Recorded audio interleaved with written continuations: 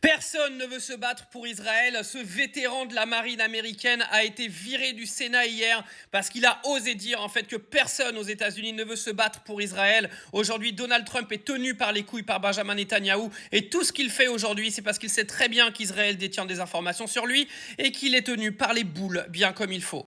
Donc là, les États-Unis ont décidé de dégager un patriote américain du Sénat qui dit toute une vérité qui dérange, une vérité qui fait qu'aujourd'hui, on a un pays qui contrôle quasiment tous les États du monde, parce que quasiment tous les dirigeants de ces États sont tenus par les couilles, par les services secrets, parce qu'ils savent tellement de choses sur eux qu'ils sont obligés d'obéir. Mais il a raison, il n'y a pas un soldat américain aujourd'hui qui doit aller perdre la vie pour les désirata israéliens.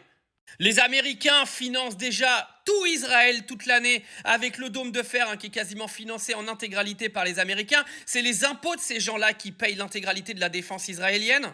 Et en plus, maintenant, il faudra envoyer des soldats de nos pays pour aller mourir pour Israël. C'est une blague.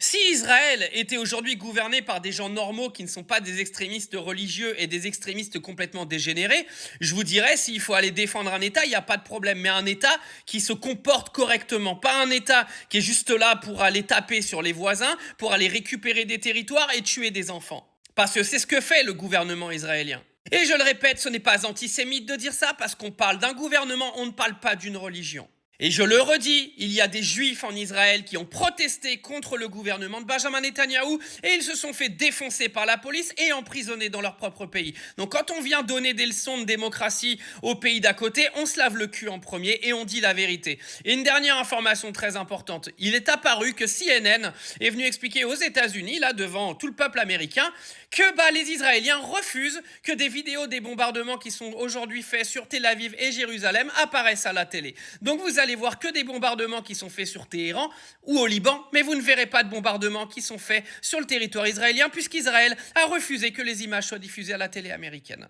J'ai plus rien à dire.